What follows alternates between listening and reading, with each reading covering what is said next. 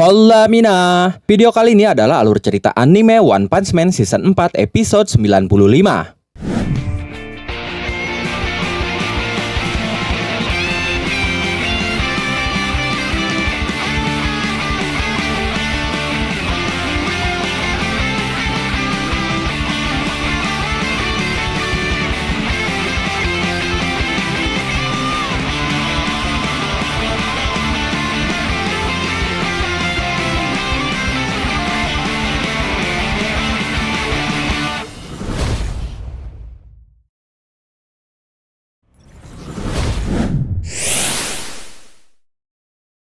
Sebelum masuk ke alur cerita hari ini, seperti biasa saya mau ngucapin terima kasih lagi buat teman-teman yang sudah support channel ini lewat Saweria. Izin saya bacakan satu persatu nama dan pesan dari kalian ya sebagai bentuk apresiasi. Pertama dan terakhir untuk hari ini, datang dari isranim48@gmail.com. Pesannya, semangat terus bang, semoga selalu disehatkan badan dan lancar rezeki buat kita semua. Amin. Amin. Terima kasih untuk doa dan dukungannya baik mental maupun material. Sehat juga untukmu, semoga dilancarkan rezekinya dan berkah selalu. Amin.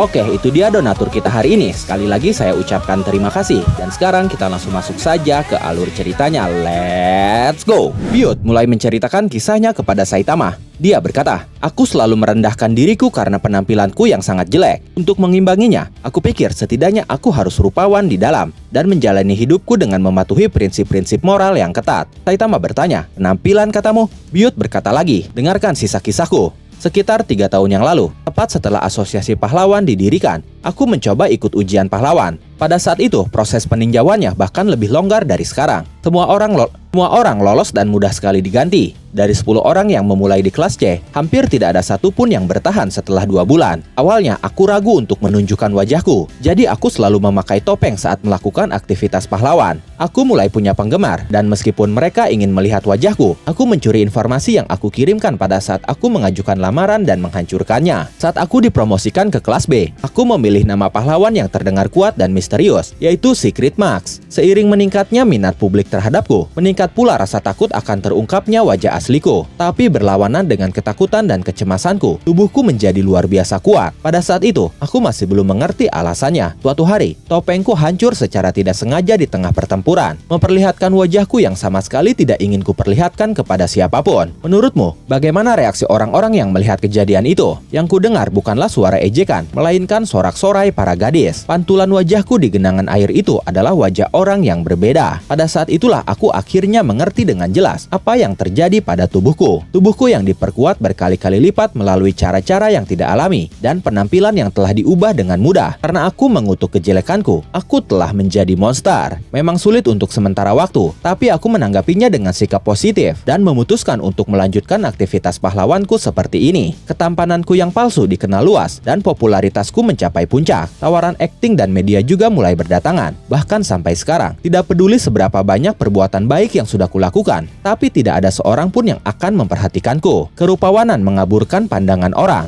Sebelum aku menyadarinya, aku menjadi seperti mereka sampai hari ini. Aku belum pernah menunjukkan penampilan asliku pada siapapun. Sebenarnya, baru-baru ini, aku mulai benar-benar merasakan proses monsterisasi mempengaruhi pikiranku. Menurutku, membunuh monster adalah satu-satunya cara agar aku tetap berada di pihak manusia. Dihadapkan dengan situasi di mana aku hanya bisa menyelamatkan satu pihak, aku akan memilih mengorbankan pihak yang korbannya lebih sedikit tanpa ragu-ragu. Meskipun aku akan bertindak seolah-olah aku berjuang membuat pilihan itu. Jika aku terus-menerus melakukan hal ini, keadilan hanya akan menjadi simbol belaka, dan aku akhirnya tidak akan mampu memahami apa artinya menjadi manusia. Aku bahkan tidak bisa membayangkan apa yang akan terjadi pada keberadaanku ketika itu terjadi. Aku ingin seseorang mewarisi cita-citaku di saat aku masih memiliki sedikit kemanusiaanku yang tersisa. Apa kau mengerti, Saitama-kun? Saat itu Saitama sama sekali tidak mendengarkan Biyut. Dia malah fokus kepada burung yang buang kotoran di kaca. Dia berkata, "Ah tidak, burungnya buang kotoran." Biyut berkata lagi, "Hanya kau yang cocok. Kekuatan adalah kemegahan tertinggi." Setelah itu akhirnya Saitama menanggapi ucapan Biyut dengan berkata, "Ya, maaf, tapi aku harus menolaknya. Seluruh hal bertindak besar ini terdengar seperti masalah besar bagiku. Aku yakin pasti ada orang lain yang lebih cocok." Mendengar itu, Biyut mulai emosional. Dia berteriak, "Apa kau benar-benar puas dengan keadaan saat ini? Diberi nama pahlawan yang bodoh seperti itu? Menerima sedikit dukungan dari publik? Kau tidak mendapatkan surat dari penggemar kan?" Saitama menjawab, "Tidak." Lalu Biyut melanjutkan ucapan depannya dengan berkata, kau hanya perlu sedikit lebih memperhatikan penampilanmu. Hanya dengan melakukan itu, kau akan menjadi bintang dalam waktu singkat, lebih populer dari aku. Dalam 2 minggu, surat penggemarmu akan tiba dalam jumlah besar, dan akan ada antrian panjang untuk acara tanda tanganmu. Setiap perusahaan pasti ingin kau mensponsori produk mereka. Orang-orang terkenal dari semua lapisan masyarakat ingin menyapamu di pesta. Itu tidak sulit sama sekali. Kau hanya perlu mengikuti instruksi. Jika kau melakukannya, orang-orang yang memandang rendah dirimu di masa lalu kini akan mengagumimu. Saitama tersenyum mendengarnya, lalu berkata, seperti boneka saja. Apakah pahlawan ideal itu peduli dengan pendapat orang lain? Bukankah ini lebih tentang siapa dirimu daripada bagaimana kau dilihat? Kita semua hanya manusia. Mendengar Saitama menganggap Biyut manusia juga, padahal dia sudah menyatakan bahwa dia adalah monster. Itu membuat Biyut terlihat bingung dan frustasi. Dia berkata di dalam hatinya, jadi orang ini tidak mendengarkan perkataanku sama sekali ya? Lalu tiba-tiba Saitama bertanya, oh iya, sekarang ini jam berapa? Biyut langsung melihat ponselnya lalu menjawab, hampir jam 4 sore. Mendengar itu Saitama terlihat panik. Lalu dia berkata, sudah hampir malam. Aku berjanji pada King akan menemaninya bermain game hari ini. Aku harus pergi. Lalu Saitama membuka pintu gondola yang masih ada di atas secara paksa. Sementara Biyut masih mencoba menghentikannya dengan berkata, hei, tunggu, sebentar saja, aku belum selesai. Tapi Saitama tidak peduli. Dia langsung melompat dari gondola yang masih di atas itu sambil berkata, kalau kau ingin makan siang bersama lagi, hubungi aku saja. Sekarang aku sedang buru-buru. Sampai jumpa lagi. Melihatnya pergi, Biyut berkata, aku masih belum menyerah. Ini adalah momen krusial yang akan menentukan apakah asosiasi pahlawan yang aku bangun bisa berdiri kokoh.